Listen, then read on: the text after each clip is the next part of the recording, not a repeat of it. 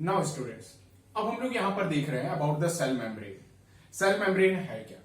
जैसे कि अब हम लोग जो डिस्कस करेंगे वो डिस्कवरीज और इलैबोरेशन पर डिस्कस करेंगे। डिस्कवरी और इलैबोरेशन क्या है? मतलब एक साइंटिस्ट जो डिस्कवर किए और दूसरे साइंटिस्ट वैसे होते हैं जो उसके पूरे लेयर को बहुत अच्छे तरीके से, बारीक तरीके से स्टडी करते हैं, उसे अपन इलैबोरेशन कहते हैं।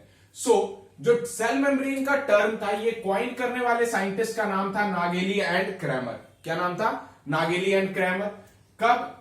1855 में इन्होंने ये टर्म को क्वाइन करके दिया। नेक्स्ट स्टूडेंट, 1931 में सीवी प्लॉ ने टर्म दिया प्लाज्मा मेम्ब्रेन, यानी सेल मेम्ब्रेन का नाम किसमें कन्वर्ट हो गया? प्लाज्मा मेम्ब्रेन और प्लाज्मा लेमा में कन्वर्ट हो गया। हालांकि इसकी प्रॉपर्टी जब सेल मेम्ब्रेन की देखी जाए तो सेल मेम्ब्रेन की प्रॉपर्टी बेसिकली थिन होती है, लिविंग होता है, इलास्टिक नेचर का होता है और सेमी परमिएबल मेम्ब्रेनस कवरिंग होता है। कैसा होता है? सेमी परमिएबल मेम्ब्रेनस कवरिंग होता है। नेक्स्ट स्टूडेंट, ये जो सेल मेम्ब्रेन और प्लाज्मा मेम्ब्रेन कह लो जिसे, ये बेसिकली किस पे? ऑर्गेनल्स पे भी क्या होते हैं? प्रेजेंट होते हैं। ऑर्गेनल्स पे प्रेजेंट होने के वजह से इसके भी नाम अलग अलग रखे जाते हैं। नेक्स्ट स्टूडेंट, एग्जांपल, जैसे कि वैक्यूल्स का सेल मेम्ब्रेन का नाम है टोनोप्लास्ट। क्या चीज नाम है उसका? टोनोप्लास्ट। न्यूक्लियस के एनवेलप का नाम है न्यूक्लियोलस। नेक्स्ट, आरबीसी के मेम्ब्रेन का नाम है क्या? That is Donnan membrane. Students याद रखिएगा कि ये जो प्लाज्मा मेम्ब्रेन है, प्लाज्मा मेम्ब्रेन पे 3 फेमस थ्योरीज है, जिसमें कि पहला है सैंडविच मॉडल, दूसरा है यूनिट मेम्ब्रेन मॉडल और चौथा है fluid mosaic model. Fluid mosaic model बहुत ही बड़ा, बहुत ही डाइवर्स कंटेंट है, जिसे अपन बाद में डिस्कस करेंगे। पहले हम लोग सैंडविच और यूनिट मेम्ब्रेन मॉडल डिस्कस करेंगे। स्टूडेंट, सेल मेम्ब्रेन का जो इंपॉर्टेंट कंटेंट होता है वो कंटेंट क्या होता है? कार्बोहाइड्रेट्स होते हैं, प्रोटीन होता है, लिपिड्स होता है। मोस्टली यही 3 से सेल मेम्ब्रेन क्या होते हैं? बने हुए होते हैं। जनरल में अगर देखा जाए, मतलब नॉर्मल सेल मेम्ब्रेन्स के बारे में, जिसमें कि लिपिड 40% होता है, 40% लिपिड में कोलेस्टेरॉल, फॉस्फोलिपिड और ग्लाइकोलिपिड क्या होते हैं? प्रेजेंट होते हैं। नेक्स्ट, प्रोटीन जो होता है, लिपिड के बाद क्या? प्रोटीन जो होता है वो तकरीबन 58 से लेकर के 59% होता है, जिसमें आर्जिनिन, लाइसिन, ईटीसी क्या होते हैं? प्रेजेंट होते हैं।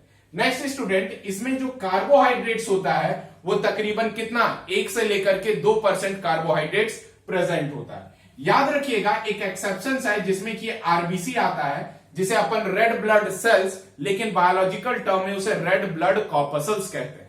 रेड ब्लड सेल्स में प्रोटीन तकरीबन 52% होता है और लिपिड तकरीबन कितने होते हैं? 40% होते हैं।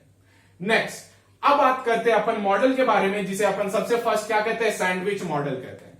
सैंडविच मॉडल फर्स्ट टाइम जो प्रूव किया गया था वो दिया गया था डैनियल एंड डेवसन ने, तकरीबन 1935 में। जब सीवी प्लॉ ने इसका नाम प्लाज्मा मेम्ब्रेन रखा, उसके 4 साल बाद जाकर के सैंडविच मॉडल को डिस्कवर किया गया। सैंडविच मॉडल जब डिस्कवर किया गया तो इसका जो स्ट्रक्चर था वो सैंडविच के जैसा था। सैंडविच का मतलब कि आउटर प्रोटीन, इनर प्रोटीन, यानी प्रोटीन के 2 लेयर है और बीच में इंग्रेडिएंट्स है। जैसे कि क्या है? ये लिपिड लेयर है। अब जरा देखा जाए, प्रोटीन की जो यहां पर थिकनेस होती है वो 20 एंगस्ट्रॉम होती है। लिपिड के बाई लेयर होते हैं जो कि 35 एंगस्ट्रॉम का थिकनेस होता है, जबकि नेक्स्ट लेयर पे प्रोटीन जो होता है वो क्या होता है? 20 एंगस्ट्रॉम का होता है। सैंडविच मॉडल में जो लेयर का डिस्क्रिप्शन है वो क्या चीज है? PLLP, यानी प्रोटीन लिपिड लिपिड प्रोटीन। याद रखिएगा। टोटल थिकनेस अगर आप ऐड करोगे तो 75 से लेकर के 100 एंगस्ट्रॉम तक होता है। एंगस्ट्रॉम एक मेजरिंग यूनिट होता है बायोलॉजिकल टर्म में, क्योंकि बायोलॉजी में मैक्सिमम जो भी सेल्स होते हैं वो काफी छोटे छोटे शेप और साइज के होते हैं बच्चे। याद रखिएगा, ये जो है PLLP, ये एक्चुअल में ट्राई लैमिलर है, यानी 3 लैमिला है, 3 सरफेस है। That is the trilamellar theory कहलाता है। याद रखिएगा इसके हेड बेसिकली हाइड्रोफिलिक होते हैं और टेल जो होता है हाइड्रोफोबिक होता है। फॉस्फोलिपिड से बना हुआ होता है हेड और लिपिड से बना हुआ होता है टेल। यही कारण है इसका नाम क्या रखा, फॉस्फोलिपिड बाइलेयर रखा। याद रखिएगा, हेड जो होता है, हाइड्रो का मतलब होता है पानी, हाइड्रो का मतलब होता है क्या, पानी। फिलिक का मतलब क्या होता है, फिलिक का मतलब होता है लव। यानी इसका जो हेड है वो वाटर से लविंग नेचर का होता है, यानी वाटर को बेसिकली अट्रैक्ट करता है। नेक्स्ट आता है टेल। टेल बेसिकली क्या है, हाइड्रो का मतलब वाटर और फॉबिक का मतलब क्या, फियर। यानी ये जो लिपिड टेल है, लिपिड टेल में वाटर बेसिकली क्या हो पाएगा, पास नहीं हो पाएगा, और अल्टीमेटली क्या होगा कि वो ऑटोमेटिक इस जगह पे स्पेशल चैनल प्रोटीन रिक्वायर करेगा, जिसके वजह से water molecule across the membrane क्या हो सके, मूव करेगा। आप एक बार स्क्रीनशॉट ले लें, उसके बाद हम लोग नेक्स्ट मॉडल पे आते हैं, unit membrane model. Now students, unit membrane model. Unit membrane model first time जो देने वाले साइंटिस्ट का नाम था, दैट इज रॉबर्टसन।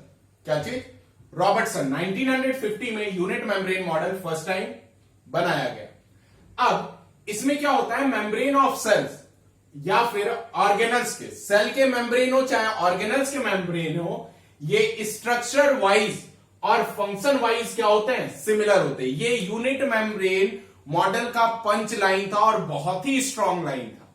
नेक्स्ट, जबकि यूनिट मेम्ब्रेन मॉडल और सैंडविच मॉडल दोनों बेसिकली प्रूव ही नहीं कर पाए कि आखिर कोई भी मॉलिक्यूल वाटर का अंदर से बाहर और बाहर से अंदर कैसे की ओर मूव करता है। सो स्टूडेंट्स, ये ध्यान रखिएगा कि both theories were failed to prove the flow of water molecule across the membrane. So ध्यान रखिएगा स्टूडेंट्स। अब इस जगह का आप स्क्रीनशॉट ले लें। याद रखिए, जो भी मॉडल्स अभी आपको बताए गए ये काफी इंपॉर्टेंट मॉडल है। ये इतने इंपॉर्टेंट मॉडल हैं जो कि अक्सर एमसीक्यूज पॉइंट ऑफ व्यू से पूछे जाते हैं। सो स्टूडेंट, अब हम लोग मिलते हैं अपने नेक्स्ट यूट्यूब लेक्चर्स में, जिसमें बेसिकली अपन किस पे डिस्कस करेंगे फ्लूइड मोज़ेक मॉडल के बारे में। और ये फ्लूइड मोज़ेक मॉडल हमें और भी एसेंशियल और क्रेडेंशियल डिटेल प्रोवाइड करेगा। सो तब तक के लिए stay safe, stay healthy. Thank you for watching.